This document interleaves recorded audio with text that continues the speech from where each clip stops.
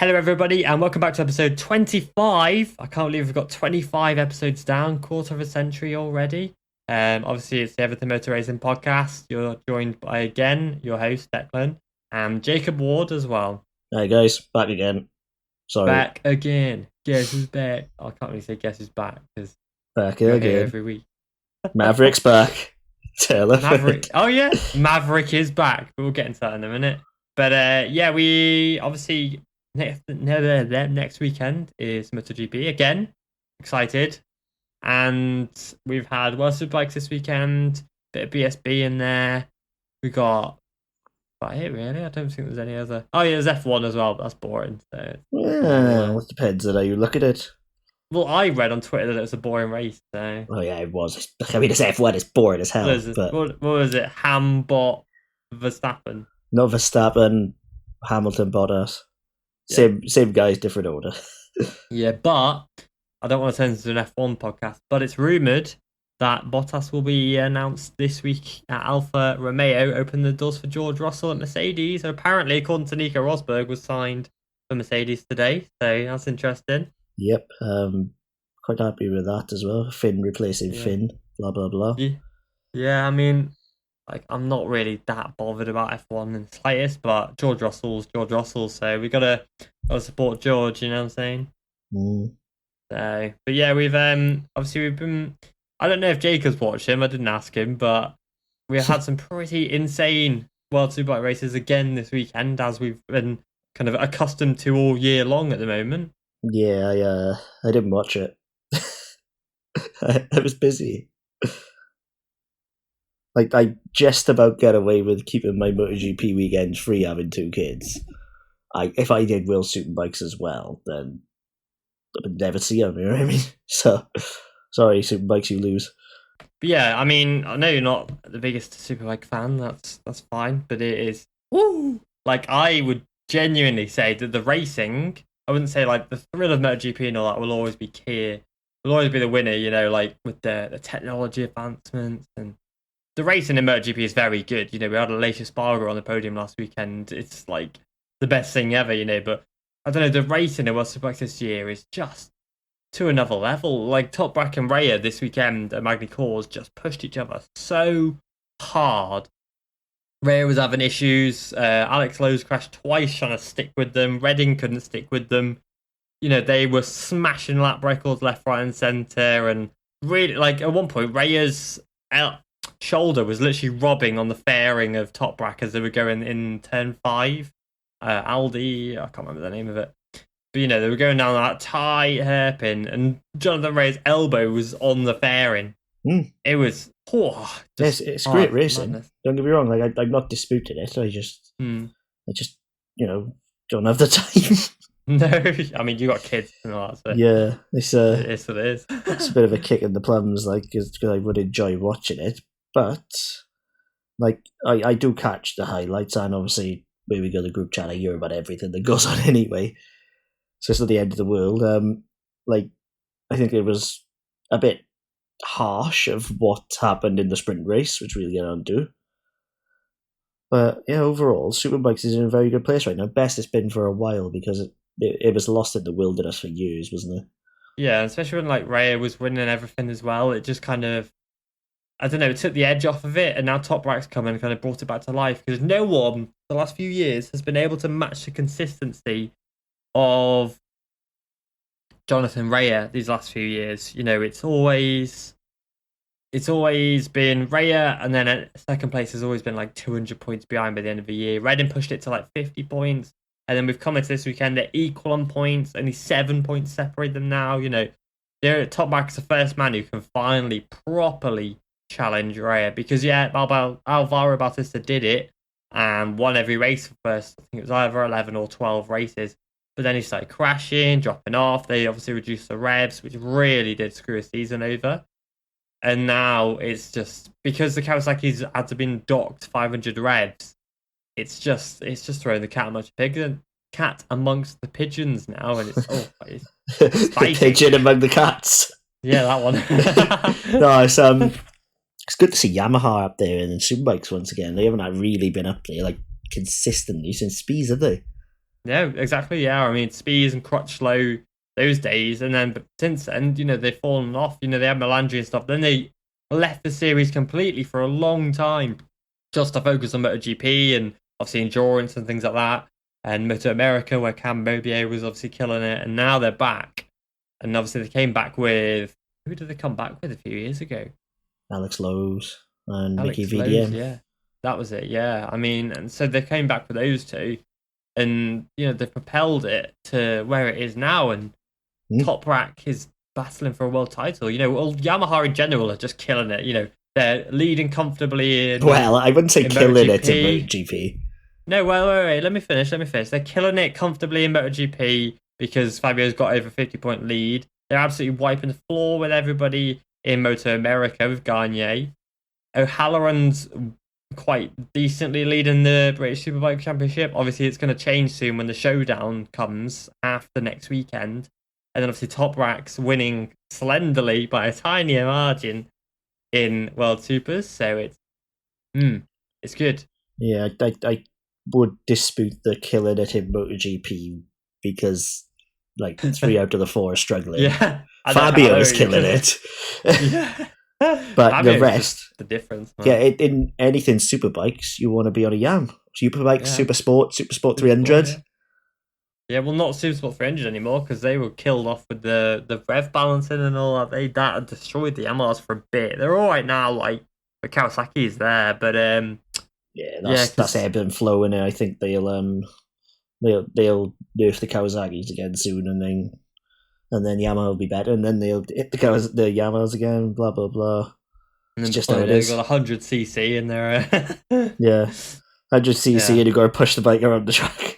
Yeah, yeah, but mate, I'm just enjoying it so much. And then I'm pretty sure next weekend we've got Moto America. I thought it was this weekend, but I'm pretty sure it's next weekend. Yeah, back to backs.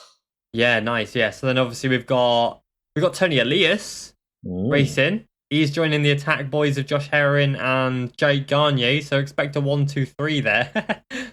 Well, that's it today. Then, yeah, it's mad. And then Gagne can win the title next weekend. So can our boy.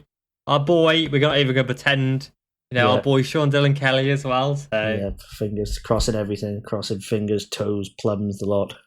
Yeah, it's exciting. There are some announcements queued up for this week as well in the MotoGP paddock. In the lower classes, so keep your eyes out for there. Yeah, we've already had one, haven't we, with Arbolino? I think that's the move that's gonna light the touch paper. Yeah, I think we're gonna have the Red Bull ones obviously announced. I think soon. Obviously, Acosta and Augusto Fernandez.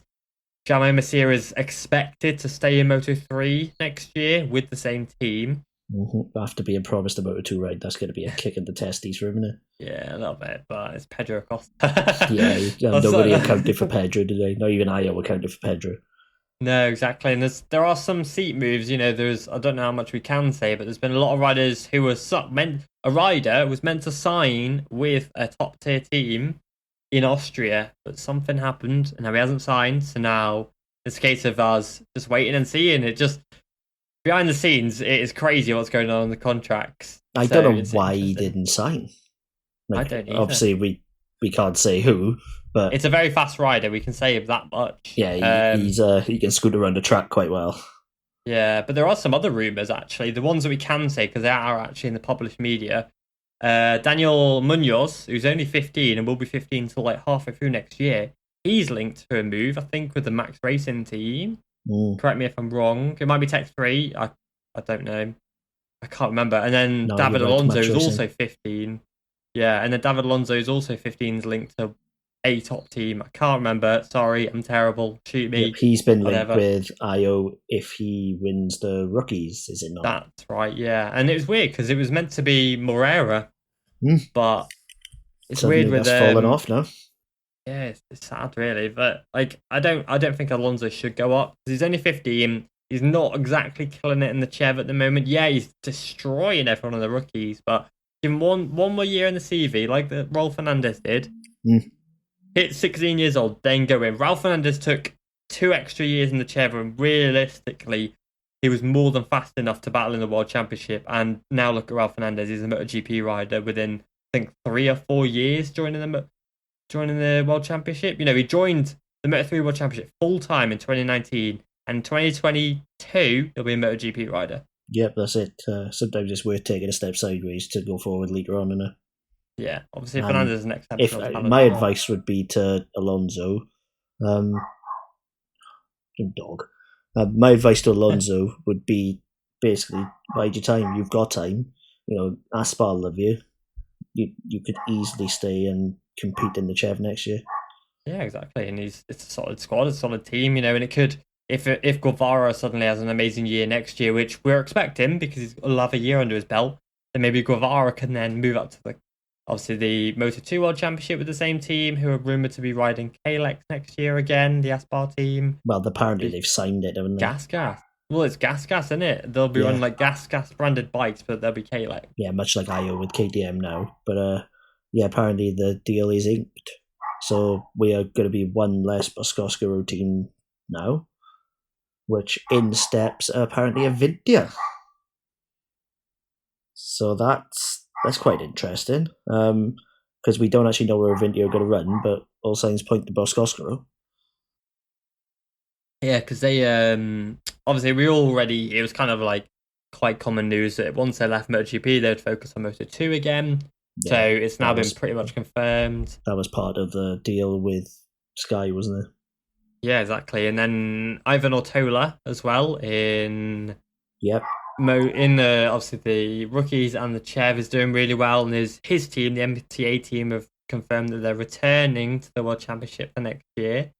So there's a spot open for him, and then the other seat's rumoured to be Yamanaka, but there are a few other riders who are rumoured for that one, so it'll be interesting to see who gets it.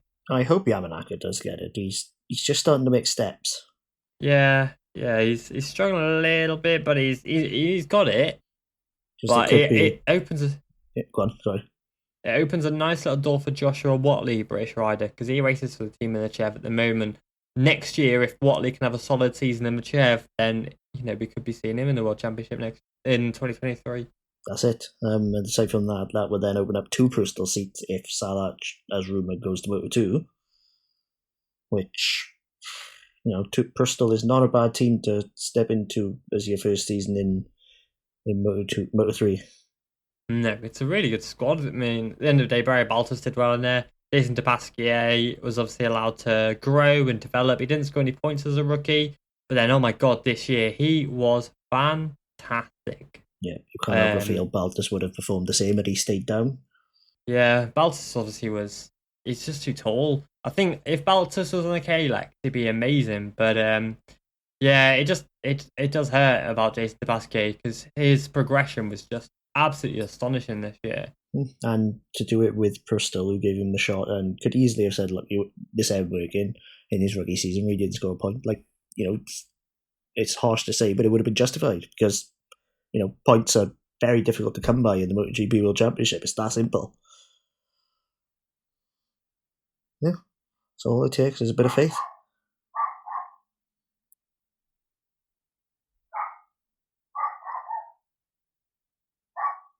But because of that, and obviously Yamanaka leaving, Salah stepping in just as a replacement almost for DePasquier, but he's going to want to go up because Salah is, he could be a basketballer, he's so tall. Yeah, he's massive, isn't he? So, that's probably 2 Bristol seats. That's desirable. Like, if you say to anyone, like, you're not going to turn down a Bristol seat, are you? No, like with respect, it's not like a BOE who are, they are definitely a good B team. Yeah, Bristol's like a good entry team. At the end of the day, it's a solid ride. Thing is, you need to come in there with money. A lot of riders who ride for that team, they're pay riders. They pay for their seat, and if you haven't got the cash, then you are struggling. Like DePasquier is quite wealthy, and a decent sponsors behind him. Tom Luffy obviously was aiding in that with sharing sponsors with him, and Barry Baltus had to pay a substantial amount of money to race for the team. But it is a good team if you can get in there, so that's it, isn't it? Yeah. Exactly, so once again, we're back to the rumours instead of actually anything we planned. I don't know what we're going to talk about. But While we we're like the on rumours. the Everyone likes the rumours. Silly yeah, while season's we're just on the rumours,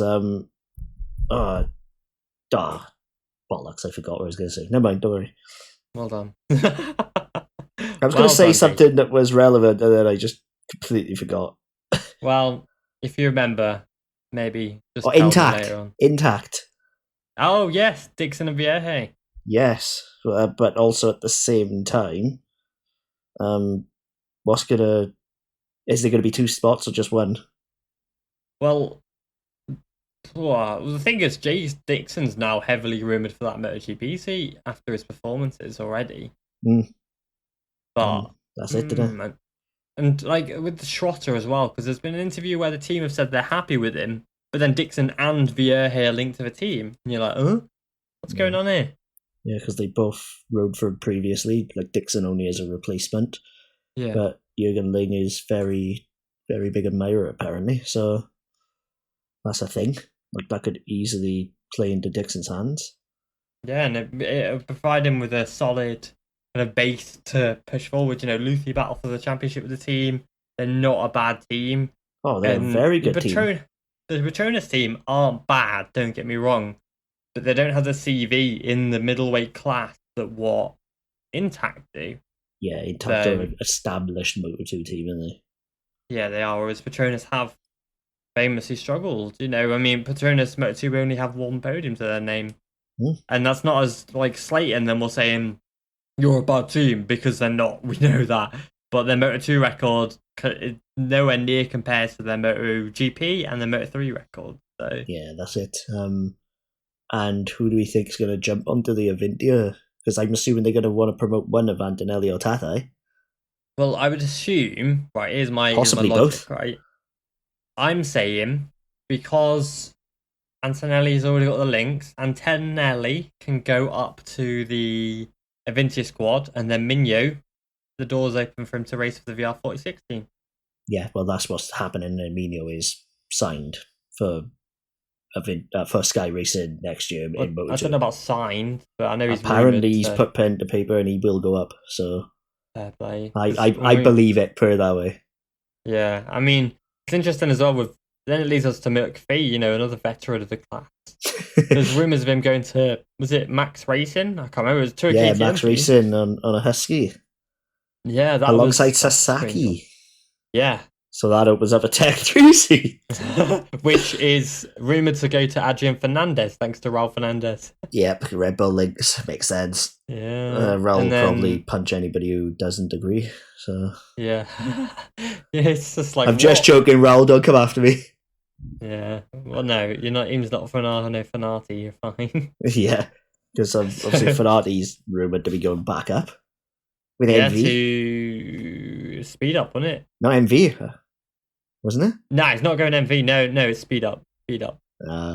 Thinking forward. Yeah, because he's not going forward, mate. You signed with him once a few years ago. Well, that's why I was really freaking out about, because I can't remember where I'd seen it, but I did see that he was linked with forward again. But I don't know. He's already signed for him once and then never got to race it. Look that happened. But because MV are apparently going to pull out of this year. Again, it's all speculation. It's all like little whispers we hear. So then forward might be on Kalex again or on speed up. So yeah, I wouldn't mind seeing him back on a Kalex, but one less chassis then, who's basically the Kalex Cup goes further. Yeah, the Kalex Cup rolls on, you know. But it's interesting. And then obviously MotoGP, the main talking point of this podcast, we haven't even discussed the bloody Rayo and Toprak thing, but we'll come back on to that. We'll end it on the Superbikes, is it? Yeah, we'll end this segment before we go into like our predictions and stuff. We'll end that with what we think about the Rayo and Toprak thing. But obviously, this weekend, Aragon, Maverick Viñales will ride the Aprilia in a race situation. Yeah, I think even Stevie Wonder saw that one coming. Yeah, I mean, the testing was so positive, though. You know, I mean, it was his first ever test and ride on a V4, because he's obviously used to the inline fours, which have a different way of delivering power and different feel and stuff like that. His first test on a V4, he only used Aleix Espargaro settings. Obviously, it changes all this like foot pegs and stuff like that to But he used Alicia Spargo's settings and what works for Alicia and what obviously got Alicia podium at Silverstone. And on his first day, right, the lap record is set by Viñales himself, which is a perfect reference point. And the lap record is a 131 dead, 131.077 if you want to, be exact. And on day one, an unofficial, because he wasn't using a transponder, it was an unofficial lap time of 133 dead. Only 2 seconds off. Yeah, on his first day ever. Like that is seriously impressive. Yeah, that's like walking into school and just acing a test straight away. First day of school, A-star. Yeah, that's quite literally what he did. And then to go the day after, and 132.8 down officially. It was like 1.8 seconds. It was 32.4 it ended. 32.4 again. Which was faster than Alicia's 32.8. So he's already gone faster than Alicia on the Aprilia. Unofficially, though, we should add that, like, not officially timed. So, it could have been a 137 and they just lied. Yeah. But, I mean, they wouldn't slot him in if that was the case. No, it was basically a guy on the pit wall, obviously with Aprilia, doing... Well, they'll have some sort of internal transponder as well. Yeah. And it's... So, like, I would believe what they say. I mean, from what we know and what we've seen, the 132.4 is... That's the time he set. And that only 1.4 seconds off his lap record with Alicia Spargo's settings in his second ever ride on the bike. Faster than Alicia Spargo, eh? It's impressive, isn't it? Business. I was thinking it all the way through. Basically, I think the Aprilia is probably the best V4 he could have got on. Absolutely. Because it has an extremely positive front end. Historically, it's always handled. Yeah. It's just never quite had the rest of the package. He's gotten on what is becoming the complete article. Absolutely is. And it showed. Because I would not be surprised to see Alicia in the 131s when we go to Misano. Because that bike is faster now. Yeah. Much faster. So, like, I see no reason to doubt that he couldn't at least get a top 10. Yeah. But of course, Viñales is the testing champion, as we know. Like, how is he going to cope with other riders around him? And everybody's gonna, whether you like it or not, go for him and disrupt him because they've seen a chink in the armor. They're going to know he's a weakness and they're going to try and exploit it because that's what bike riders do to you. Oh yeah, they know where his weakness is now, and so they're gonna push it. They're gonna basically, find the weakness and destroy it. But like you said, he is the testing champion, and so it is. Although we're like, we're excited for it, and trust me, we are excited for it. And genuinely, if he can continue on this progress, there's no reason why he can't win a race for the Aprilia. Maybe this year, most definitely next year.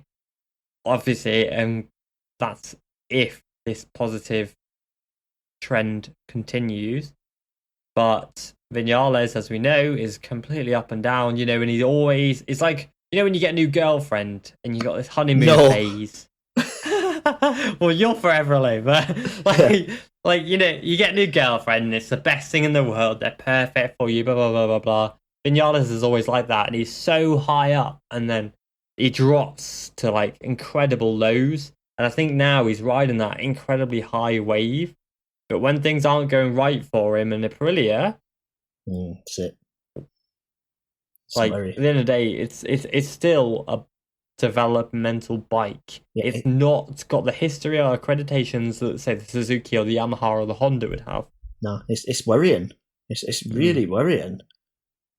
Because the problem you've got is, I just hope, as I said in the last pod, I just hope they keep his dad away. Yeah, that's the thing. His dad is the... Piss off, Mr. Viñales. What's his name? Angel. They need to keep him away because he's like Dennis Podger's dad in the sense that he's a negative influence on the team. If it was me personally, and one of my kids was, in a really good team, and then all of a sudden, I thought, oh, it's not going well, I wouldn't go in and just kick off because what are you going to get? Well, he's kicking off because he felt that there was injustices between Fabio and Viñales at Yamaha. So yeah, and look what's happened. Was it worth it, mate? Was it fuck?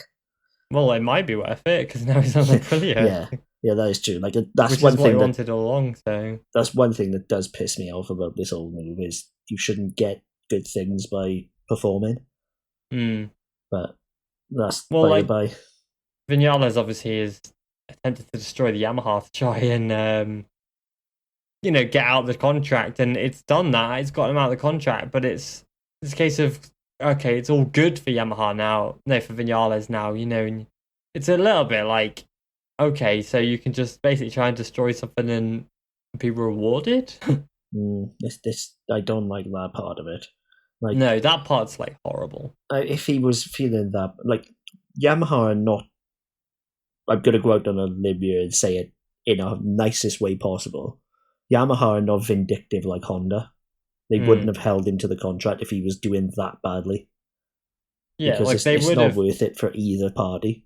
Honda will hold you on despite because they're Honda. Yeah, but they'll also try and get you out of a contract just for the sake of it, like when they did with Davizioso. That's it. It's a weird one. Like I think I don't believe he needed to do it. To be honest, I think he would have been perfectly fine by just saying, "Look, get me out of this contract. Like I can't do this anymore."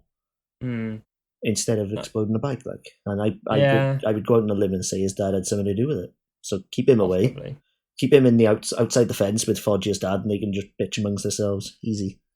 Yeah, because the thing with Vinales is he clearly was desperate for to get out of the team, get out of the contract. Maybe it's just negative vibes in there, and he's feeling these massive positive vibes now over in Aprilia. So that can turn it around. I think Aleix and the family vibes of the Aprilia squad is exactly what he needs, Vinales. And it's just more relaxed. It's less stress, less pressure. It's less everything. I think we can see a kind of, I don't know, rebirth of Vinales here. And like Vinales reborn 2.0 Vinales, where he's not dealing with the pressure and stress of Yamaha. Some riders really do well with pressure. Fabio Quartararo didn't do well last year with pressure, and it remains to be seen how he'll do later on this year when the championship does start to come more into the thought of riders' minds. If Fabio was going into the last, say, 3 rounds with only a 10-point lead, would he crumble? Yeah, whereas he's got a 50-point lead now with, I think, 5 or 6 races left, so he can be a bit more comfortable. He's got 2 race buffer, That's it. He can cock up once. You can cock up twice and he'll still be leading. But what I mean is, like, he could properly cock up once, like, completely smash a bike to bits if he had wanted to. Well, like, not wanted to, but you know what I mean? Like, if he came off, absolutely obliterated a bike, couldn't finish, it's not like the end of the world because he's still got another buffer. If that other buffer went, then he would fall apart, I think. But I don't think it's even going to come to it. I think he's going to extend his lead before the end of the year. I think we'll see Fabio hit like 70 or 80-point lead. He's just on fire this year, but Michelin are giving him special tyres, aren't they? Oh yeah, of course. That's the thing going around on social media at the moment. It's every time, every time you see a rider doing well, the people come out in hordes making these like excuses to why we can't celebrate this rider or why this rider isn't doing well. At the moment, it's him getting special Michelin tyres. So everybody hates success. Yeah, that's the one. When Marquez was winning, it was because he was a rookie and he got on the best bike. And then same with Lorenzo, they were giving him a better bike than Rossi.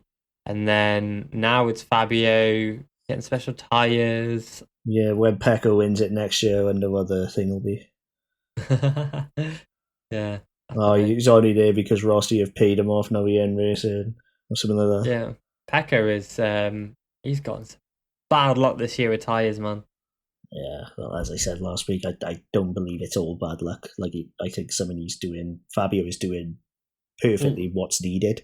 They're going into like massive investigations now about the tyres because a lot of people, like obviously Miguel Oliveira's tyre fell apart, Jorge Martin's tyres fallen apart this year, Pecco's keep going gammy. They're actually doing a full now proper investigation into it. Like, don't get me wrong, it could just be a case of quite literally Fabio has stumbled upon the secret of the tyres and he's using it to his advantage, which, fair enough. Yeah, I think because Michelin have already said go ham on the outlap. We know this. To get the sheet off, put it to a heat cycle, and then it's better later on. We know this already. And clearly, Fabio's just doing it better than everyone else because his tyres are surviving. Yeah, exactly. And of course, the Yamaha on top of that, and Fabio on top of that, being butter smooth, it's probably helping, Yeah, well, the Ducati and the KTM are very aggressive, and it seems to be an issue relating to the Ducati and KTM riders. That's it. So, and they're very extreme, Pecco and Miguel, and what they do. Like Miguel is more normal riding style than say Brad Binder and Ika, but his lean angle is on the extreme side, and so is Pecco's. And it's it can't be, it can't be a coincidence. No, because them two do ride bikes very similarly. I don't know if you've noticed, but Pecco and Miguel are quite similar with how they ride, but then Jorge Martin as well, I guess. He's got the Moto2 style. Yeah, it only seems to be affecting those. Yeah, Binder just rides, I don't know, he's just... Binder's Binder. Like, he's just an anomaly. He's very unique, isn't he? And that actually leads me on to another thing. Should Darren Binder get that Petronas seat next to Dovizioso or not? Nah. No. Give it to Lecrona. Yes. Lecrona needs a seat, man. I know he's probably not going to get it, like, don't get me wrong, like, which sucks, but he's proven he deserves a seat now. Yeah, life ain't fair sometimes. And he deserves it. Like, he's performing minor miracles at the moment to drag that KTM, the Tech 3 KTM, to anywhere near the factory boys, who have clearly got far superior machinery. Because you can frame it any way you want. If you get a new chassis before the junior team, and it works, you're going to have a gap. Well, then the junior team get it, all of a sudden they close the gap up, suddenly it's all about rider again. Yeah. Well, Miguel got it, bang, straight away, won a race. Yeah, it's not a coincidence. No, exactly. Catalunya, wasn't it? Yep, no, Mugello. Was it Catalunya? Yeah, it was Catalunya. Oh, shit. Was he on the box? He was definitely on the box at Mugello, wasn't he? Yeah, that's it. They literally, as soon as you get a chassis, podium win, I want to say, or podium win. He won at Montmello, though, yeah. I don't know. Yeah, he got 3 podiums in a row because then he got one at Sachsenring as well, didn't he? It's not a coincidence. And that suddenly, after the summer break, Lecona and Petrucci both get it, and they suddenly climb up the order. Exactly, yeah. Like, KTM are very disappointing this year, like in how they've handled certain things. Yeah, a lot of things with obviously the Ralph Fernandez situation. Normally you look at KTM and you're like, they are the example. They lead the example. They've historically given the Tech 3 and the Factory Boys identical bikes, and there's never really been much disparity between them. But this year, there's just like 2 riders that aren't very favoured on there. If it was, for example, Remy Gardner and Ralph Fernandez in the Tech 3 team like they are next year, would the treatment be different? Would they be getting the same stuff as the Factory Boys? We don't know. Well, yes. But when they had their baby in there, Miguel Oliveira last year, Oliveira was given all the tools he needed to be able to win the races. Yeah, I think the first giveaway was when KTM lost the Red Bull sponsorship. That's basically what they say it is. Oh, you've lost your Red Bull sponsorship because you're not important to us anymore. Now you don't have the guy we want. Yeah, like, both their riders this year weren't existing. Like, Lecona was a Red Bull athlete last year, but that's only because he joined the team whilst they had Red Bull. This year, both riders, they are actually listed officially on the Red Bull website as athletes, but they don't run their logos. They're not allowed to run their logos. It's a really strange situation. I think all they get is the Red Bull Athlete Center access and stuff, innit? Yeah, that's right. Yeah, and they've got like some athlete gear. Like, you see Petrucci every so often will be wearing like a Red Bull hoodie, and then the Corona wears all his training gear that he had last year, but they can't wear over the race weekends and stuff. They can't show any Red Bull logos. They got the bottles, but for the most part, it's just like it's a weird one, isn't it? It's weird. I don't give a fuck about you. We're just seeing this year out, basically. Yeah, and that's not how KTM normally carry themselves. It's very disappointing. Yeah, it's just weird. I would like to see what's his name? Lecona Jeff hop on a Yamaha. I think it would much more suit his style. I think a Ducati as well. Yeah. Because he's got the new school dangle off the bike and scratch your face on the floor style, haven't he? Yeah, he does. Yeah, he's tipped it right over. But he's rumored to the Honda World Superbike squad at the moment. He could be the key because that clearly needs riding like the MotoGP bike, and the MotoGP bike you need quite a big chunk of angle, etc. So he could be the key, but I don't want to see him there. No, I don't. I mean, maybe you could go there, do 2 years in World Supers, and then come back to MotoGP. Yeah, about a Honda, but then 2 years is a long time out of the MotoGP paddock. The game. Yeah, and people forget you. Like, it's so hard for riders unless they're exemplary, and like heads and shoulders above everybody else, like Toprak. The MotoGP paddock does not care about World Superbikes in the slightest. No, that's it. And the thing is, like 2 years in MotoGP terms is an age, because it's taken Mark nearly 2 years to get back where he is, and he's not fully there. You know what I mean? Nope. And you're only as good as your last race. Yeah, like it's because look at Dovi, for example. Before he got in that Aprilia, the first few rides of the season, he was not a peep about him. Nobody gave a shit. Like, yeah, as soon as you're out, they forget about you. MotoGP paddock has such a short memory. Yep. It's unbelievable, man. Like, as soon as you're out of that paddock, don't know who you are now. Yeah, it's the next person you're looking at. Like, it was good of them to get Gerloff in for a few rounds. Obviously, the Petronas squad. Yep. It's nice to see them looking at that. Obviously, they can't put Toprak on it, who is rumoured to be doing a test on an M1 at some point. On a Petronas M1, wasn't it? Or like with the Petronas team running him.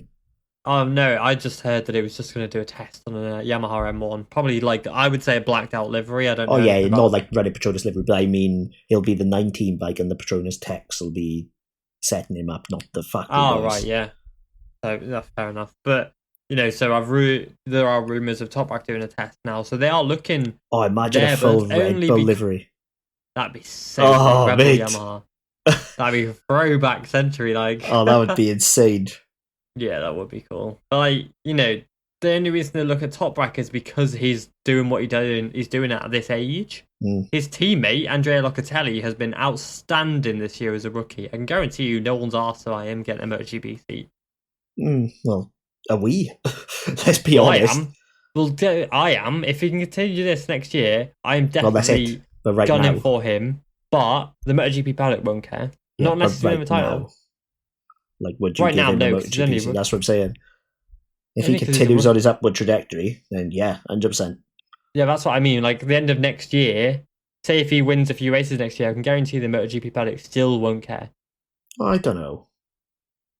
Like, Yamaha are the only ones, I think, who do give half a shit about World Superbikes and how they're doing. Because they're the only ones who, in recent memory, have brought riders over from the Superbike paddock. Crutchlow Spies, and that was a long time ago. Yeah, it was 10 years ago now. Yeah, like, it's just not the done thing anymore. No, it used to be a long time ago. You could swap between the two, and it was Gucci. What they need to do is put the Superbikes on the same tires and something resembling carbon brakes. Well, the Pirellis are too good. They're too squishy. Every rider I've spoken to absolutely adores the Pirellis. Says they're the best thing they've ever ridden on. Yeah, but then you go to the Michelins and you can't ride it. Yeah, Michelin suck. There needs to be a transition somewhere. Yeah. Because otherwise, what's the point of Superbikes? In a way, like, I'm trying to word this right. In that, you should be allowed to do both, and they should be comparable because they're both factory efforts. Yeah, but they're night and day. But it's just so different with one another. I mean, this year in World Superbikes, Toprak is just like unbelievable on the brakes. He can brake so late and still have full confidence in it. He is one of a generation rider. He is genuinely, the way he rides, his confidence in his machine, confidence in tires, the fact that he can push on. Ray had bailed out of the race earlier and was like, "Now I'm taking second," and Toprak was still lapping at the same pace. But just shows how confident he is. And what if he went to MotoGP and hated the Michelins and couldn't get on with them at all? Well, that's what I was just about to say. I think his biggest advantage would be completely negated in MotoGP because everybody is able to brake stupidly because of the carbon brakes. I bet you could bloody outbreak all of them, though. I'm not I sure. can guarantee you. I think he's got the steel brakes down to a T. Like, there's no one better on the brakes than Toprak in any superbike paddock anywhere right now. No. But I think he would be among the best, but not a clear advantage like in superbikes. I think his biggest advantage would be negated. I'd like to be proven wrong, but I don't know if we'll ever see it. Not yet, no. I'd love to see him. I think everybody would pretty much desperate to see Toprak now in MotoGP. He's just an exceptional talent. No, 24 years old as well. Yeah, he got time. He's got so much time, So it's an interesting one at the end of the day, but his Red Bull sponsorship will never leave that helmet. Yeah, like what a good comparison I think is someone like Tito Rabat. He's still struggling like hell in the superbike paddock. It's not to be sniffed at. Like, it's not a retirement paddock, and you're not going to go there. And you're not going to go there and win.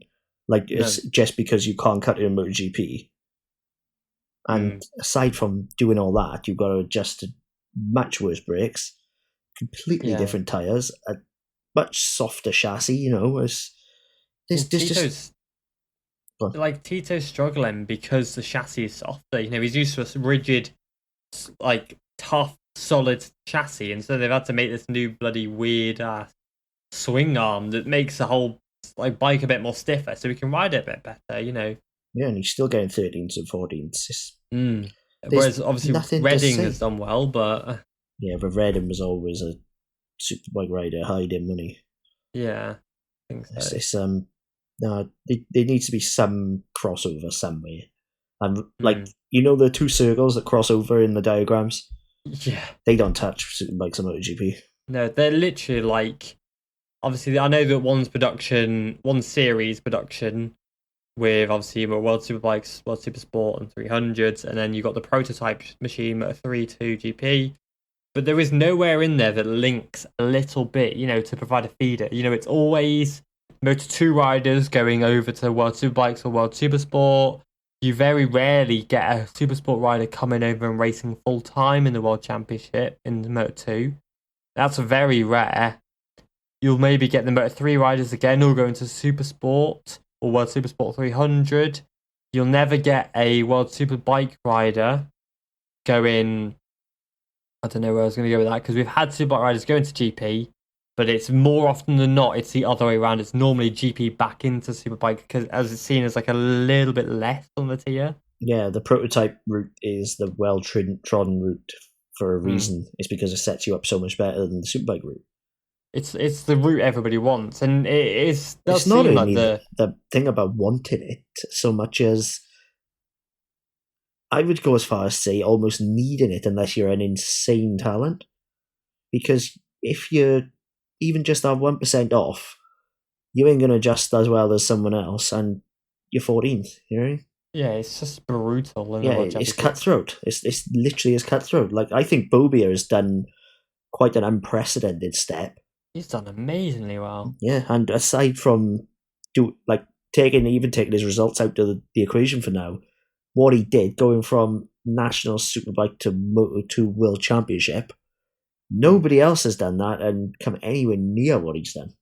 No, we've seen riders do it. Josh Herrin's a perfectly good example. Won the AMA at the time championship, and then came to Moto2 and has. I think the Caterham was something to do with that, mind you. Yeah, well, he had Zarco as a teammate, and they were obviously. And Zarco didn't do well, so that kind of puts it where you need to be, Herrin's even said that the team favoured Zarco over him, and again, that's because Zarco has come through the World Championship, whereas Herrin's come over from the USA.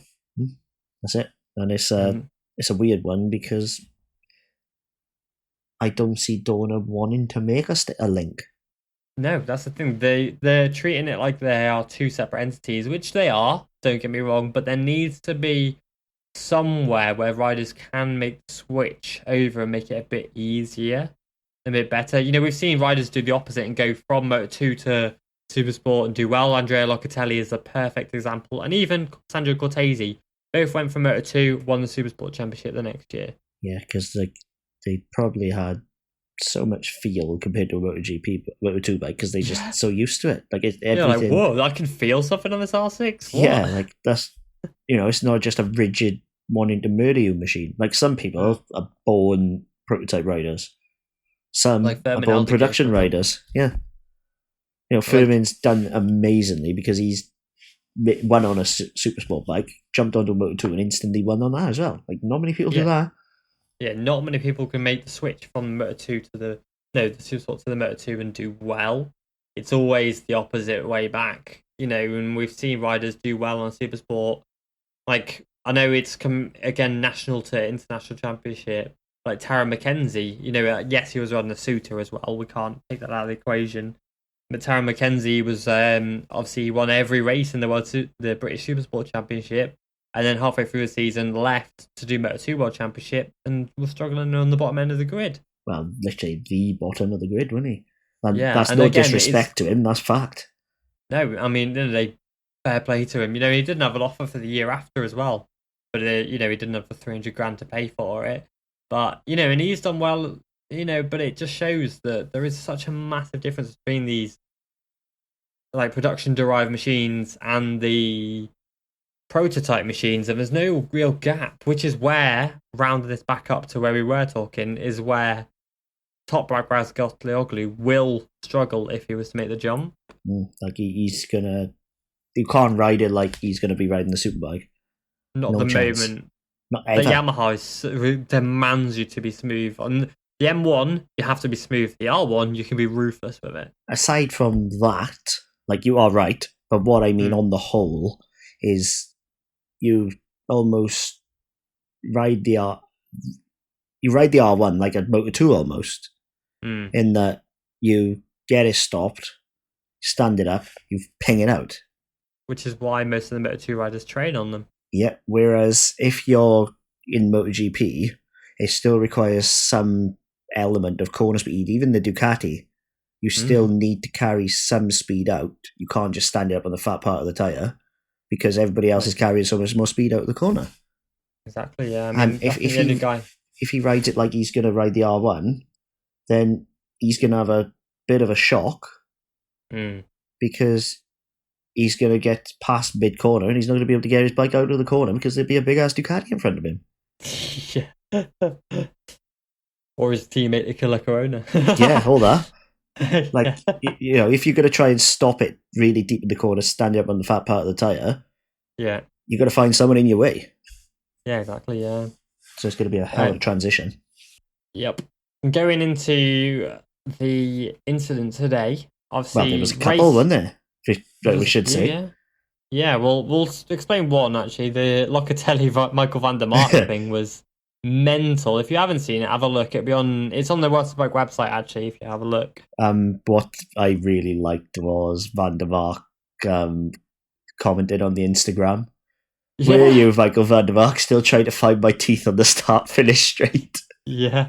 And he basically said after the race, it happens when they asked. Because basically, if you haven't seen it, what happened was Locatelli and van der Mark rounded the last corner at Magny Cours, and what's his face? Locatelli did his usual Moto2-ish style, where he's like pushing down on the front and wrestling the bike around, and his elbow pushed down and engaged the front brake of van der Mark and locked it on completely, causing the front brake of van der Mark to lock up and sent him veering towards the pit wall. Yes, it was. That was scary. It was terrifying. I saw the incident. I think that's one of those things you can attribute to simply a freak. Yeah, they could do that 100 times, and 99 times he wouldn't catch the brake. But like Locatelli's getting so much hate for it, saying he's dangerous, should be penalised. It's like, come on, dude. Yes, it was you could tell when something's a genuine accident. Yeah, and there's no way in hell Locatelli. I don't think he had any idea that van der Mark was anywhere near his elbow. Genuinely, he would have known he was in the vicinity. Yeah, but if you're gonna know, watching it, if Locatelli knew that his elbow was going to catch his brake, he's either an evil genius or a wizard. Simple as. Pretty much. But the other thing was Toprak finished all 3 races in P1. Did the triple. Well done, Toprak. Amazing weekend. But it appeared after the races had been done, like a few hours, the news came out that Toprak had been relegated from the P1 position in the Super Bowl race to second, handing Rea the victory for the tiniest, and I mean like we're talking like an inch, tiniest infringement on the green that you'll ever see, ever. And it's caused quite a bit of controversy, actually. Yep. An inch causing this much trouble. I know. that doesn't happen normally. No, so I think there must be a case for it, and we know there are pressure sensors. But come on, man! Like, if you're going to penalise for that, then we might as well just pack up and go home. I get it. I understand both sides here. So basically, the race was won by Ray in the stewards panel, by the stewards. Well, which Perry Reba, not Ray. Yeah. So, Jonathan Ray has become victorious out of a decision from the stewards. And a lot of people are quite angry about it, saying Ray is, a sore loser. This is the only way you win the title and all that, which I do get on that side. And considering how tiny and minute it was, it's a bit like, come on, man, you are literally, it's pretty pathetic. But on the other hand, rules track limits are there for everyone. Yeah, and they are being so strict this year on infringements like that. And if they weren't to infringe it, it would be why the hell are you not infringing that? Because you're infringing riders for the tiniest things, and now they are infringing it. It's the other case of, what the hell, that's tiny, what are you doing that for? And to bring up a decent point, a few years ago, 2014, Kawasaki lost the World Superbike title by 6 points. Today, the title lead went from 13 points down to 7, handing Rea 6 points.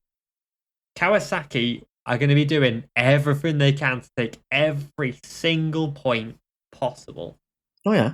And it's harsh because I don't think that's one of those places where track limits makes a blind bit of difference. No, well, if anything, Rea overtook him into the next corner, meaning Rea gained the advantage and not Toprak. Yeah, that's it. So I think I get it. He went on the green, and the rule is you touch the green, you lose the place. It's black and white. He can't have any complaints.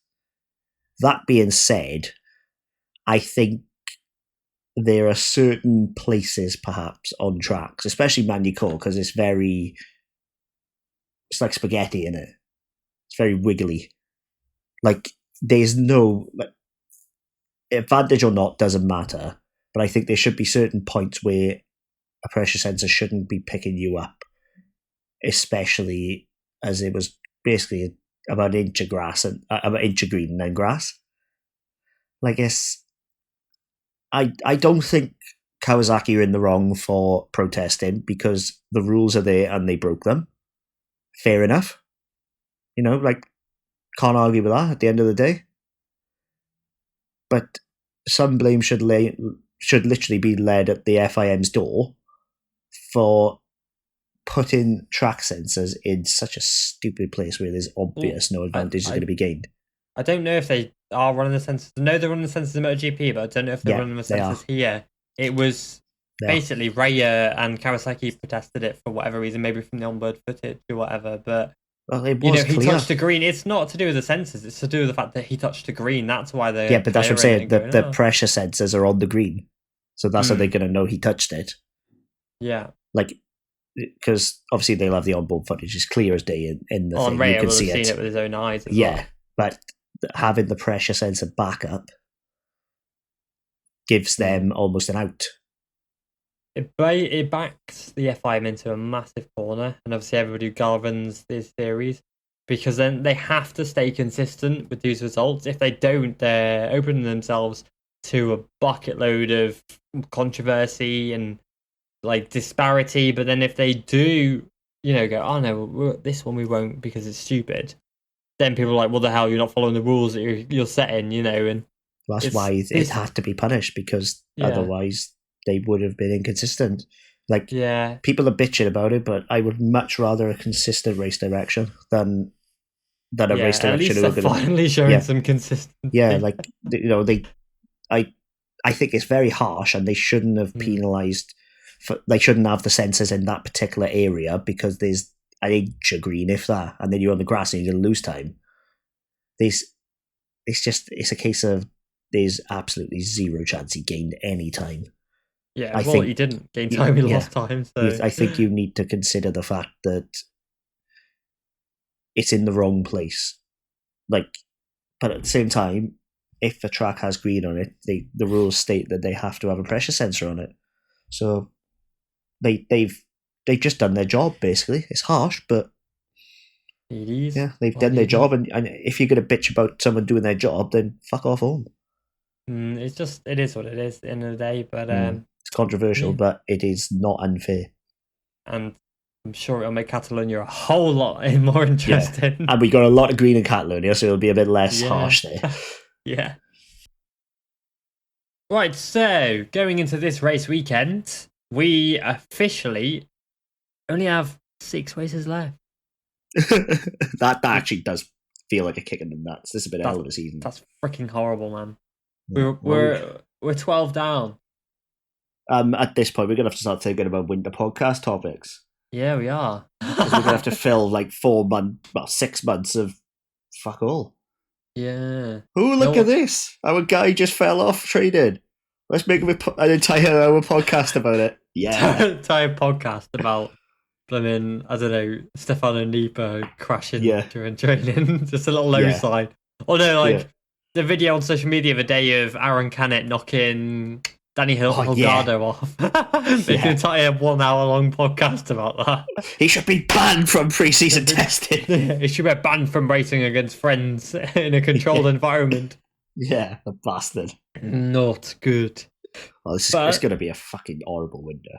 Oh, it's going to be... But you know what? That doesn't matter now because we're going to nice sunny Aragon. Fuck it. And I'm going to go balls in, right? We're not doing predictions for a bit, but I'm calling it now. Marc Marquez will win this weekend. Yeah. I'm going to put him on the podium as well, so don't worry. You went alone. Oh, you're so boring. You meant to say, no, he's not going to win, and this is why, and just give me some stupid reason about him crashing or something. He's not going to win because the Spanish Mafia are going to say, no, we want your brother to win this week. We're going to put the Alex Marquez CPU in the Mark CPU. Yeah. Like, it's the French Mafia now, isn't it? The French Mafia have taken over with Michelin's, given them to Fabio Quartararo, and it's the French Mafia winning the races. Yeah, Zarco's... It's the French-Spanish Mafia. It is. Zarco's a full Frenchman, so he's not getting the favourable thing. Yeah, whereas Fabio's like lived in Spain for like most of his life, so he's the perfect combination of Michelin and Spanish Mafia, isn't he? Yeah, but Mark is always historically gone well around Aragon, and it does help that it is the first anti-clockwise track since the Session Ring. And he's got a statue there, for God's sake. You know, he's literally not crap around here. Doesn't he have a corner named after him as well?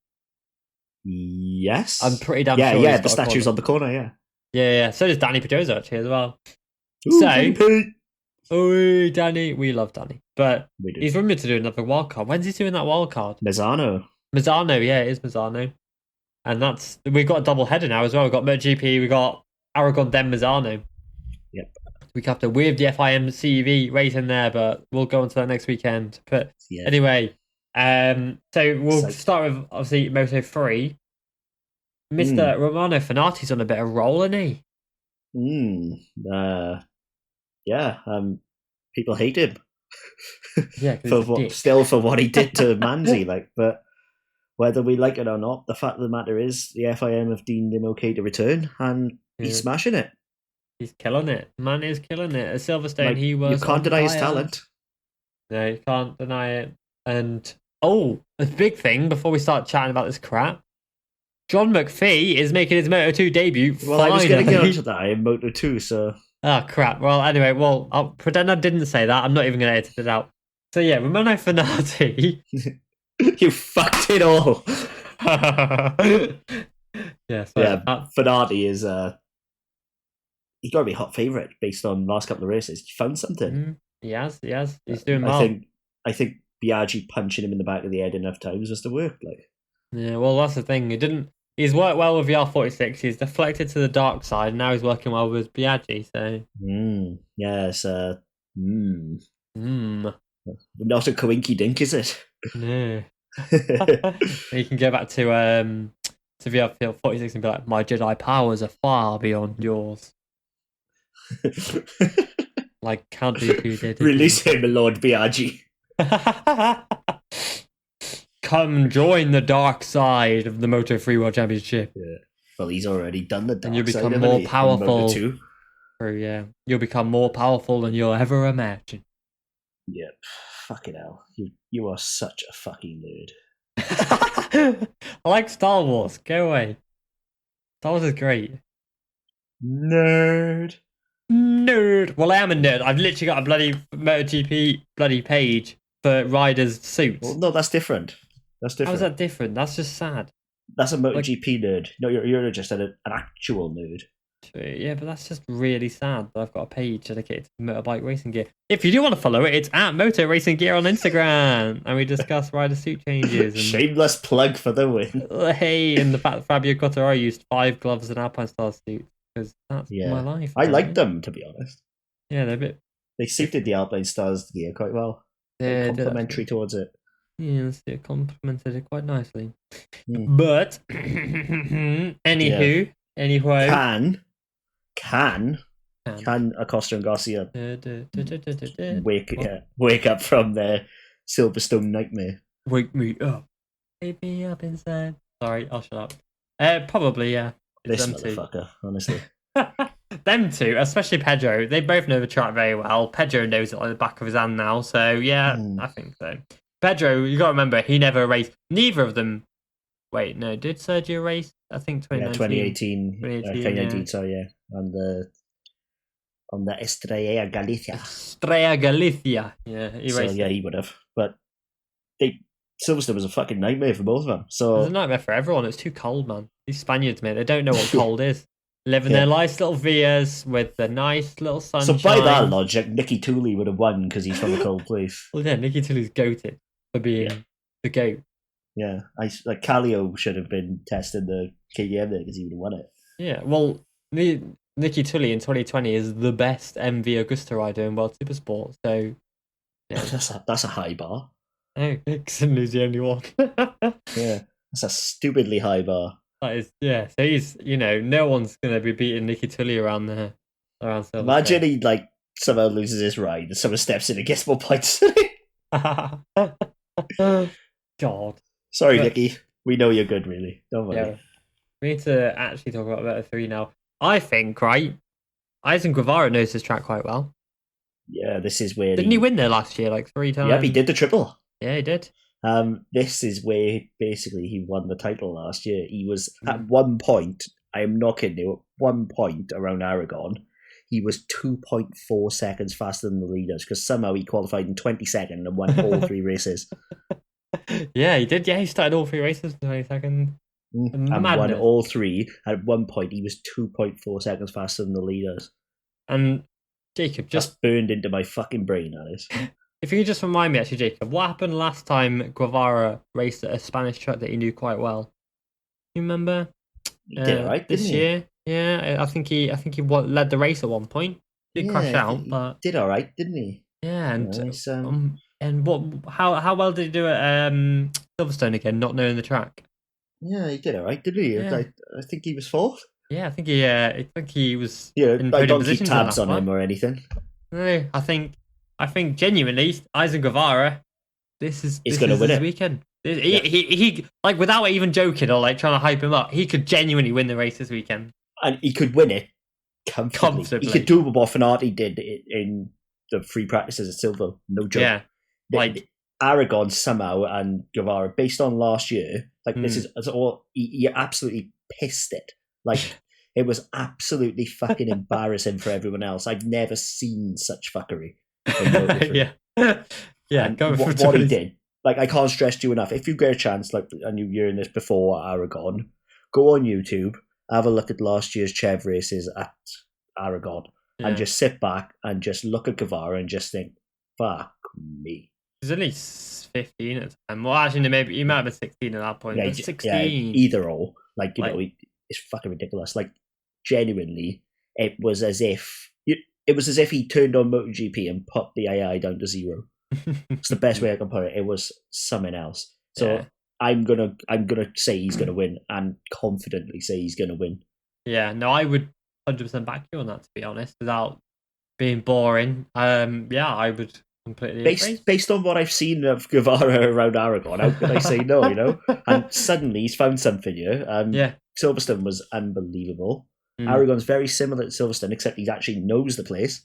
Yeah. And it's not going to be, you know, for Spaniard standards, Baltic cold. Yeah. This could be it. This could be the springboard. And if he wins, I would be very, very happy and very unsurprised. I'm pretty sure he knows. I think he knows Mazzano as well. I could be wrong.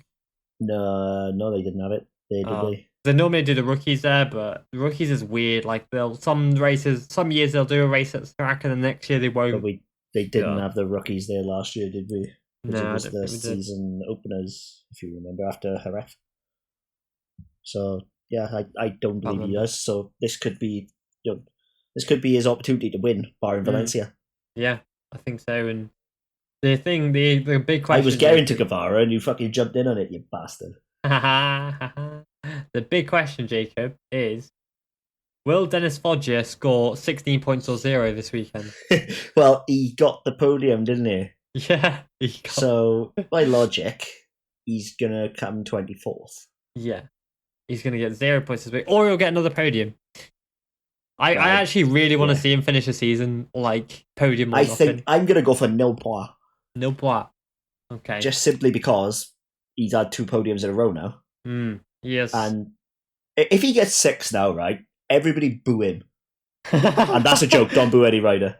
No, yeah, don't boo, please. Just don't but boo. Like, if he gets 6 now, he's gonna completely fuck up the start. So yeah, Dennis, please don't finish. Like, don't crash. Just just get a podium. Get a podium. Or get a podium. Yeah. Get a podium, bro. But like, if you're gonna come 6, just pull off. Yeah, that's it. Just be like, nah, mate, I can't do this. Just I want to be a pub stand in 30 years. Those guys at Everton Motor Racing said I can't get a podium this weekend, so it's just a force field. Yeah, just revving the bike and it's just wheel spinning. Yeah, even like 2. He's just not going anywhere. It's just doing a massive burnout. Yeah, and as soon as he's like 16th place, it lets him off again. He can get. Yeah, like that would be mental. But based on what we've seen, it could happen. Like, not the force field part, obviously. But why not? Well, I mean, if I had psychic powers, Leopard are installing a device right now. Yeah, it's to keep Foggia's dad out of the paddock, but they could repurpose it. Yeah. They're doing a force field on his bike as testing to keep his dad on the paddock. Yeah, it's the Foggia detection system or something. Yeah. Foggia's not about to get points. Okay, stop him here. Like, he's gonna. I hope he does just continue this run, because it's gonna be one weird ass stat. That'd be so funny. Like, the only rider, I don't know if he'd be the only rider, but the only rider to win points or. It'd be one of those ones that you can use for a post in 5 years' time. Like, do you remember when Dennis Foggia? So I'm just thinking about the likes here, Dennis Foggia, right? And the content, bro. Yeah, just think about the content. 5 years when I'm 33 and old and decrepit as shit. Jesus, you'll be 33 in 5 years. I'm 28, bro. Bro, I'll be 28 in 5 years. Yeah, it's depressing, isn't it? That's horrific, man. Well, like, I'll be 33 and probably dead for 2 years. So that's fine. Well, do you want to know something terrifying? Just to really go off. This morning, earlier, I realised that Maria Herrera is 25. Yeah, I could have told you that. Bro, because she's still in the 3-year swing of acceptable for me to date. Bro, fair enough. Okay, you can only go 3 years younger or 3 years older. Otherwise, you're either like weird or gross. There's no in between. Unless you're rich, then you can do 18. I am not rich. What about in life experiences? No, I'm not either. No. But anyway, I just always thought Maria Herrera was like, I don't know, still 20. Even though I've been following her career since 2013, Still thought she was like 13. Or she's Fabio's teammate, yeah. isn't she? And She beat was like Fabio 5 years old. She beat like Fabio 5 years at older. her. Yeah. But she's 5 years older than him at the time, wasn't she? So, you know. Well, no, because she's only 3 years older than him now. So yeah, but do the maths, mate. You know what I mean? Like, she was a good chunk older. Yeah. No, but she was like 17, 18. I think you were thinking it because Fabio was so young. Yeah, he was only 14. Yeah, that's what throws it out, I think. Yeah. Well, it's like the photo of... I didn't ever think that Fabio Quartararo and Shoya Tomizawa could link. But there's a photo of them, a few photos of them going around of them training together. Shoya from like 2010. 2009, 2010, yeah.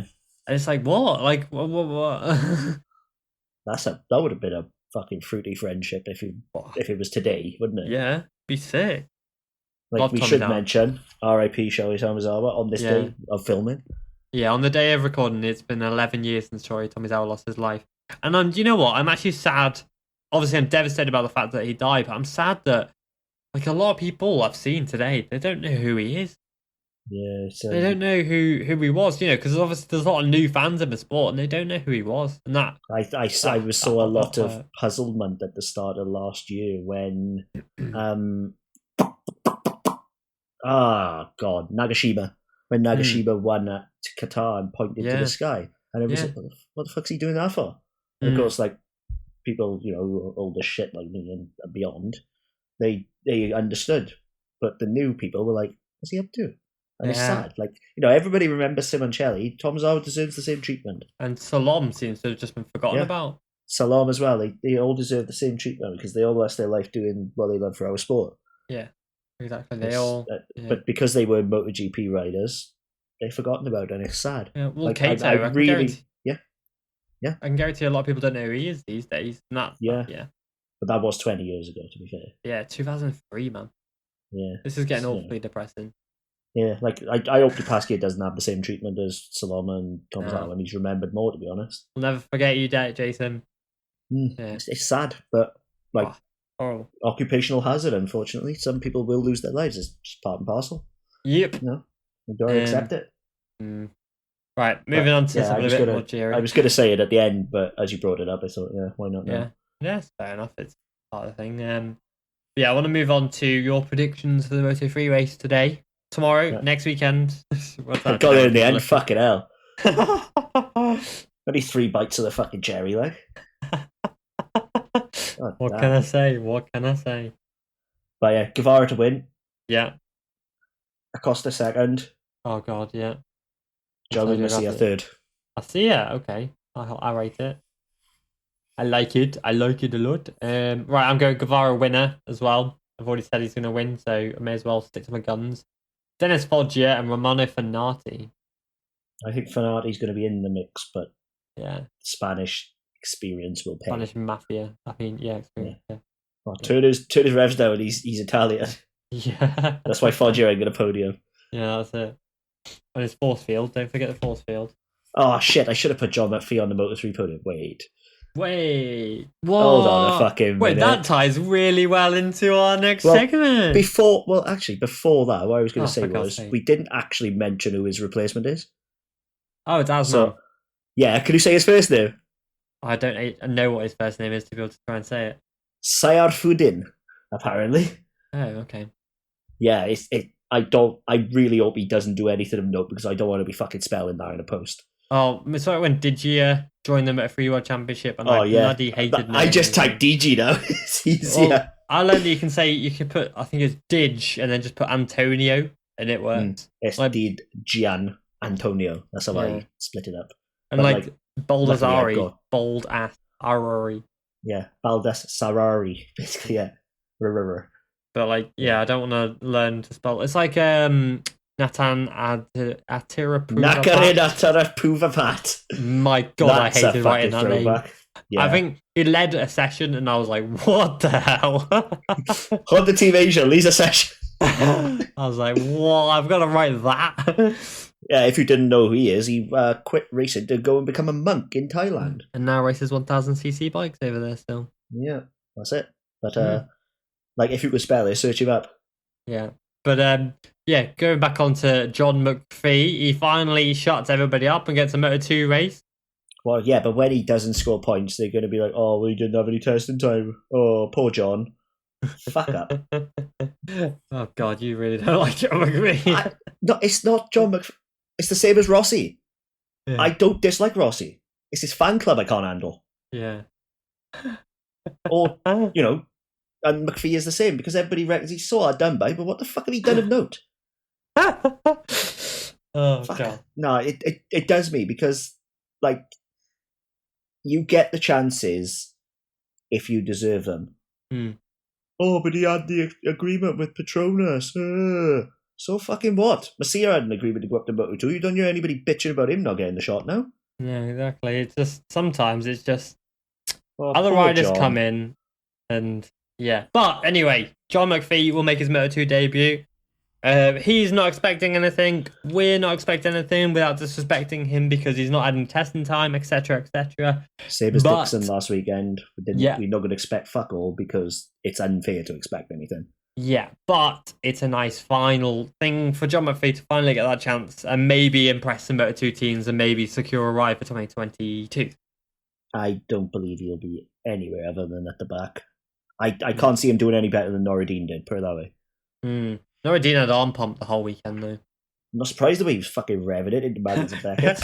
The whole way through. Worse than Maverick. Yeah, genuinely. There was a thing a while back, Jorge Navarro got fined $7,500 by Extern Pro for over revving the bike. I would not be surprised if Norridine's had a fine based on what we heard.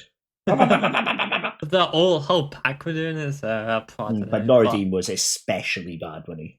Yeah, he was. He was next level bullshit. So, are we expecting a Spanish winner again in Moto2 this weekend? Yeah, Fermin Aldeguer. I'm joking. Oh, he's doing the race, though, isn't he? Yeah, but I am joking. But he did win both Chev races, didn't he? So he's got recent wins here. So different ball game on it. I wouldn't. Yeah. I think a top 10's extremely possible. It's feasible, but a win, the pack is too strong.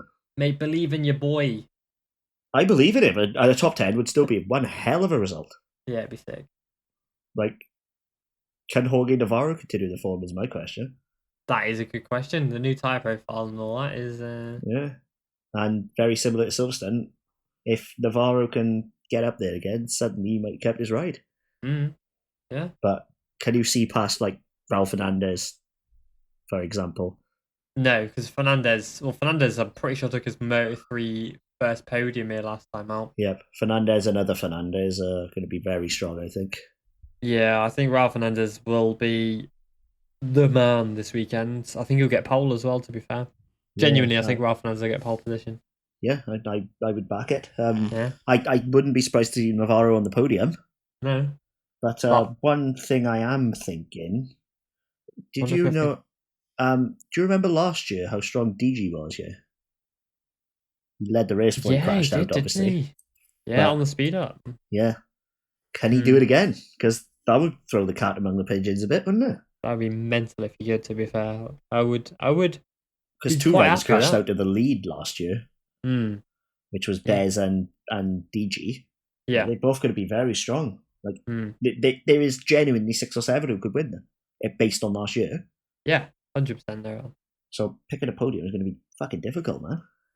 Yeah, we're going to have fun doing that one. But yeah, I think both Fernandez's. Aaron Canet is definitely a shout. Canet, yeah, because the speed up works around here. We know this. Yeah, we do. Canet. Oh, sorry, the Bosco-Oscaroo. Oh, yeah, of course. And Marco Bezzecchi as well. Yeah, Bezzy Boy led. My boy Bez. He's going to be one of revenge on Gardner. Gardner from Silverstone when the two went down to the wire. Yeah, well, Remy had his number based on the little complex, didn't he? He was taking chunks out of him. He's not exactly the similar type of complex at Aragon, because Remy's clearly the class of the field on the brakes this year. Yeah, he's freaking amazing on the brakes. Aside from the small bus stop, is there anywhere at Aragon that requires mad hard braking? And there's not. No, it's obviously the corkscrew, but really. Yeah, the bus stop down And the there. first corner's freaking mad. It's like a 90-degree left-hand corner from a that's long a straight. bitch of a first corner, that is. That's a horrible first corner. Yeah, like Tilke, when he was designing that, was like, he had a bad day, hadn't he? And he chose No, he was violence. drunk. Yeah, he chose violence. His missus must have just left him, and he thought, fuck these guys.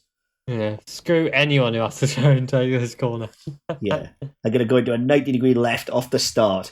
Yeah, fuck everyone. Because that corner's dicked Jorge Lorenzo before now. And if we can dick a rider of Jorge's caliber, it can dick anyone. Yeah, but remember Marquez was at fault for that somehow. I don't know how Marquez was at fault for that, but according to Lorenzo, Marquez was at fault for that. Yeah, he obviously controlled how much throttle Lorenzo gave. Marquez brain power.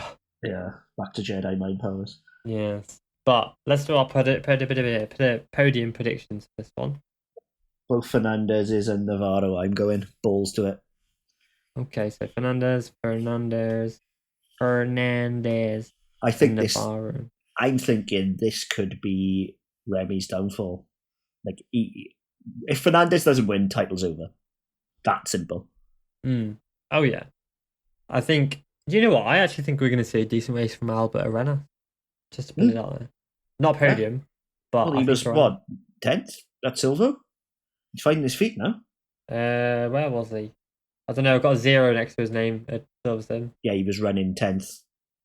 He wasn't. He was in the pack with Canet at the start before he didn't finish. He was doing well though. Yeah, him and Canet were very close. Like, if you're close to Canet as your teammate, you're doing half about.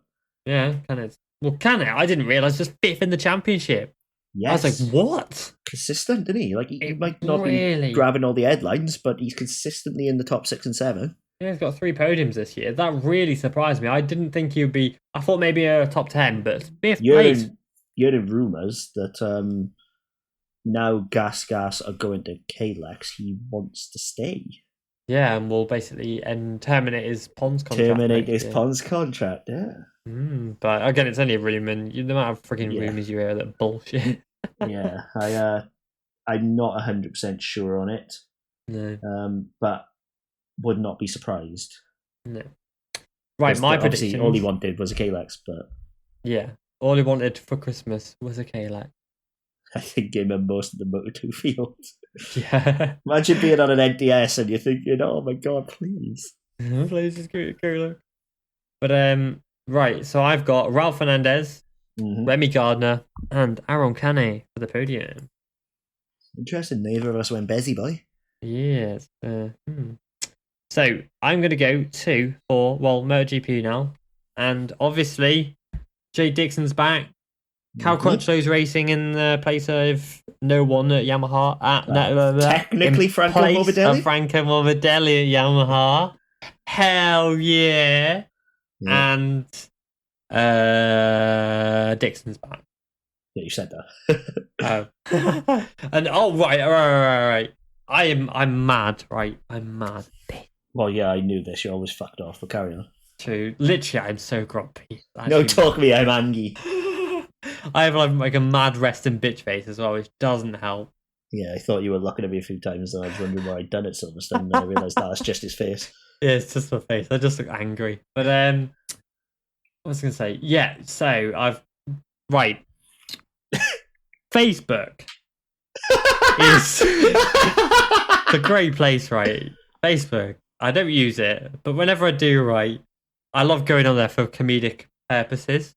Yeah, and just reading the bloody comments on some of the posts. Yeah, this is where most of my internal MotoGP rage comes from, is the fucking Facebook experts. If you're one of those, right, and you know you are, because you're clearly a fucking cock.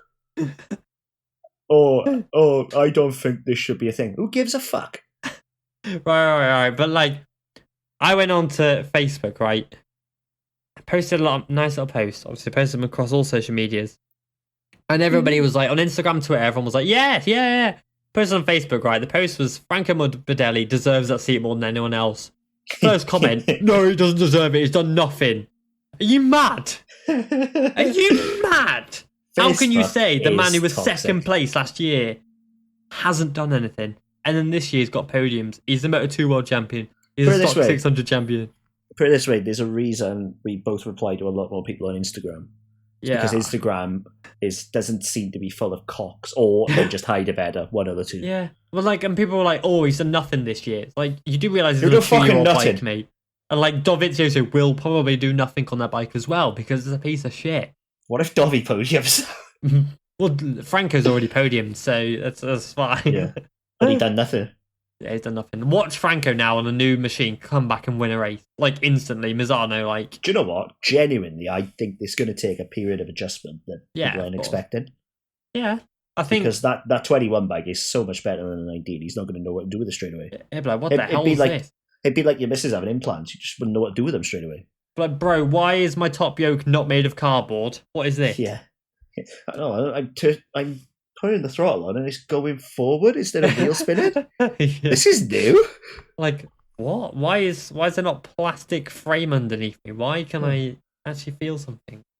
Yeah, it's going to be a bigger adjustment than people are expecting because the 21 bike is so much better than the 19. Oh, it's madness. He's going to need to find the limits again. Yeah, he is. But obviously we have got Franco back for Misano. But Cal Crutcher will race in base at Aragon. Mm-hmm. And Jay Dixon's back again because he's impressed the team. And Javi Vierge has declined. Half because he impressed the team, half because Vierge, I think, is a bit of a clown, said no. Yeah, well, like, I kind of get it and I don't. Basically, Vierge's linked to the Intact team. He's also linked to a Honda World Superbike move. Believe it or not, everybody's bloody linked there. My grandma was linked last week. That's what I was about to say. I've already had the email and turned it down. Yeah. No, they weren't. They were only paying me $1 million a year. I was like, nah, mate, it's just not enough, mate. I'm living this everything but a racing wage at the moment, and it's just not cutting it. You know what I'm saying? Yeah, they approached me and I said, no, I'm old enough for the Kawasaki. Yeah, I was like, yeah, you've hit the age limit where you can ride the Kawasaki now, so. Whereas, I'm still Yamaha, I'm only 23, so Yamaha for me for the moment. Yeah. But what the hell were we talking about? Oh, yeah. I get it and I don't, because I don't think he's ever going to get another opportunity to ride a MotoGP bike unless he buys one. Yeah. So to turn down this opportunity, I think, was a bit stupid. But at the same time, he needs to impress Moto2 teams, and if he's going to do it anyway, he thinks he can do it at Aragon. Suddenly, if Vierge win, would put him right in the shop window. Yeah, win would be freaking sick. It put him in the shop window, and everybody would be like, "Oh yeah, I forgot about him." That guy that's kind of always been here or there, but never there fully. Done it just at a tour of the paddock. That guy, yeah. Like it'll do wonders for him. Literally in every fucking. Oh, I saw him in that garage. I've seen in this garage now. What? Hi, Xavi. Hi, Xavi. Hi, Xavi. But it's both stupid and clever because. But the problem is, if he DNFs, then he's just turned down a MotoGP ride for literally fuck all. Nothing. Literally nothing. Like, at the end of the day, if you get a ride, just take it, man. Yeah, just like even if you're fucking 43 seconds off, you can tell your grandkids. And like, I raced against Valentino Rossi. I was Valentino Rossi's teammate. Yeah. Yeah. And like, looking at his missus, when he does eventually have kids, they will be very cute kids. So you'll be able to tell those kids. He'll be able to tell his kid, actually, I fancy Xavi more than I fancy his missus. So, you do, actually. But, like, he'd be able to tell his kids, I was in the same garage as Valentino Rossi at Aragon. How cool would that be? Raced together. Not, I turned down the chance to be Valentino Rossi's teammate at Aragon and then crashed out of the race. Won the Moto2. Suddenly, it's not as good a story, is it? No, it's not. Granddad, why did you turn it down? Because I was a fucking idiot, Dad. Yeah. That's right. Yeah, but I think are we going to see another Fabio win, or Fabio doesn't really like Aragon that much? So I'm excited to see Johan Mir. Suzuki like Aragon. Of course, we're going to see another Fabio win. Michelin will make sure. Oh yeah, Michelin will basically supply the perfect. They'll get the overnight tires back again. Yeah, overnight for France. Oh, wait. Oh. You must rub it with a you. Every week we do a bad French accent. How the fuck have people shouting at us yet? I need lessons. I actually need lessons. You must rub the baguette on the croissant on the tire. You must put out your galva on this part of the tire. There we go. Just shout to me. It's all Yeah. good. But But like Fabio's going to win because he might not like Aragon that much, but he's got such an advantage. hmm, And but the Yamaha Mir's- actually works right now for him. Mir really likes it though. He took a double podium here last year. So What about Alex Marquez? To be fair, yeah, I could see it. He was going well at Silvo. I think he got 7th for the end. No, 8th for the end Yep. behind the Corona. Yep. So, and last year, what happened Got a last podium. year? Got a dry podium, yeah. And Yeah, what like- about his teammate Takaki Nakagami? Who got pole. But So- fucked it in the race once again. Like Yeah, Nakagami's I not got. I don't Mark think Daty Taka's this year. podium's ever going to come. No, I don't. And And Zarko's I hate winning. to say, Yeah, Zarko's not going to win a race either. or Pecco, by the look of it. Yeah, Pecco shit tires. Like, If Pecco Oh. wins here Mm. and then goes to Mizzado on that crest, fuck me, this could be fun. that'd be sick. The question is, right? I think actually Pecco will probably win a race at Misano. To be fair. Well, he would have won Um, last year if it wasn't for a fucking tear off. Alicia Spargaro. Yes, I'm putting him on the podium. Nice. What about P1? Or is his teammate going to get P1? Well, this is the unknown, isn't it? Like, I'm loath to mention Maverick anywhere near the front discussions because we just don't know. But then if he does do it, we look even stupider than usual. Well, you do. I'm fine. I'm a hero. Yeah, no, like if he doesn't do well and we praise him up, then suddenly everybody's like, "Oh, you just love Mav, even though he's been a prick." Blah blah blah. And I'm thinking, Yeah. well, you everybody deserves a second shot. If Fenati's getting a second shot, Maverick deserves it. Yeah. But 100%. but he doesn't. He needs a slap across the face still, and Yeah. shaking and saying, "Look, don't ever fucking do that again." Which I think he will have. Oh, he will have had. Like I would avoid Carmelo if I was Maverick. Put it that Yes. way in Aragon. I just wave to him from a distance and then fuck off into the garage. Yeah. Like, Hello, bye. hi Carmelo, it's Robert. Make sure he's on a scooter and just whiz off in the distance. Like, bye. God, poor Mav. He's copped some quite unnecessary flack, but Mm. I believe the flack we gave him was just the right amount because he deserves some. Yeah. Despite 100%. people telling me, "Oh, what about his mental health?" and then in the same boat criticizing other riders, but that's by the by. Yeah. But, anywho. So. You know who you are, and I know you listen. Fuck you. You're so mad. I am quite salty here, yeah. Like that genuinely did make me salty. It is funny though, because you drink alcohol whilst recording these, and you get so mad. Jacob, you still Actually, have I a beer, don't mate. have a beer today. I think you got a problem there, do you? No, I don't have a beer today. I ran out. Oh, shame. I caned them all last night playing God. Jesus Christ. What about Jorge Martin? We didn't see him here last year, did we? Like in any stretch in Moto2? No, and we didn't say. I thought you were going to mention last race. I was like, mate. No, like last year. He was a bowling in ball Moto2. last race. Yeah. I'm not sure because he was nowhere. Mm. And, No, she was a skittle last race. Sorry. yeah, but I mean last year, but again, Moto2. I can't even remember it, to be fair. But like the Moto 2 and MotoGP Jorge Martin is so different that it's not Yeah, really that's what I was just comparable. about to say. It's a whole different ball game. Mm. I could see him doing all right, maybe a top 7, but Yeah. I don't know because he was quick at Silvo, but Yeah. not fastest.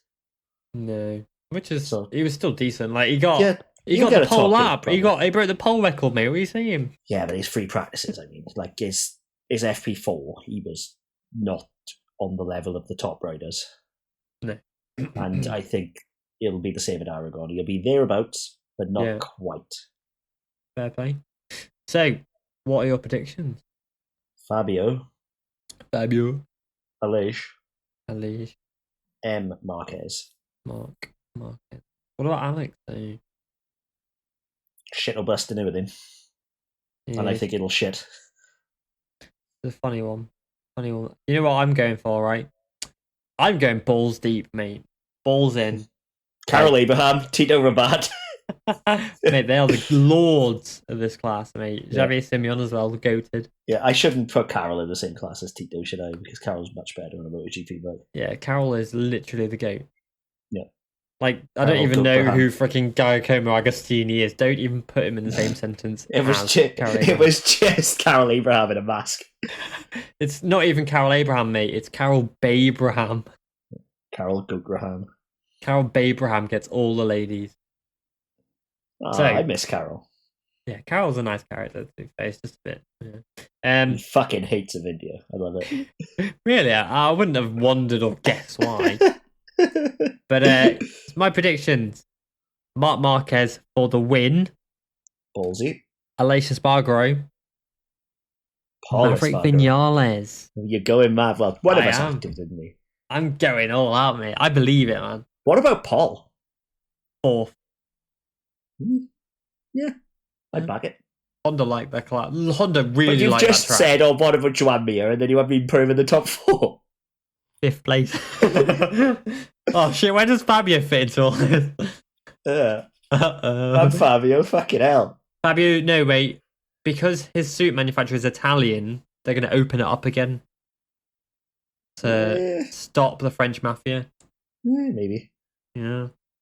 We should make what we should do is make up a really mental conspiracy theory and see if anybody bites on it, and just drop it into like the MotoGP Reddit who keeps stealing my posts, and then just let people go from there. Like, just say like before every race, Taka Nakagami licks a live ferret or something. There he sniffs the inside of his boots. Yeah, he licks one of those Peruvian toads before every race. Good luck. God, but yeah, before we end this, I just want to make a one note. Sam Lowe's, Moto2 rider, obviously, is doing a fundraiser at the moment. Yeah. And you can check on his social media profiles. At the end of the season, he will run a marathon. He's aiming to raise 10 grand. He's put 5 grand of his own money in there as well. So 15 grand in total. He's aiming to raise 10 grand to donate some money to the first 2 riders in the British Talent Cup Championship, because you know how tough it is with British riders, and you know how much money they need to secure a ride, and 10 grand each for him. Say if he raised 20 grand in total, would go so far. It would be unbelievable, even for flights and stuff like that for the next year. So just check out Sam Lowe's social media profile. Fair play to Sam, I want to say that as well. But yeah, just check out his social medias, and obviously you can put some money in there and stuff like that and support the riders. Yep, well done, Sam. That's it's a very good thing that he's doing. And as we saw from James Cook, who needed help to repair his bike because there was just no money, it's going to be a very welcome boost for anybody in the Talent Cup. So, well done, Sam Lowe's. Yeah, James Cook did manage to get on the grid this weekend. So yes, he was. Yeah, he raised the money, but he had a struggle. It shouldn't be that way. Yeah, but sadly, racing's expensive. Yeah. So next time you hear from us will be next weekend. I hope you enjoy your week. I hope you enjoy the races. Make sure to remember that. I don't know. I was going to say something humorous. Remember when Aleix Espargaro gets another podium. Remember who backed him first. Me. Fuck everybody else. Yeah. Yeah, me. There we go. There you go. You got your obligatory "I told you so" in the podcast. But he wouldn't let me do it last week, so I got to do it this week. Yeah, exactly. But yeah, I hope you've enjoyed listening, and we'll be back next week. Nice one, guys.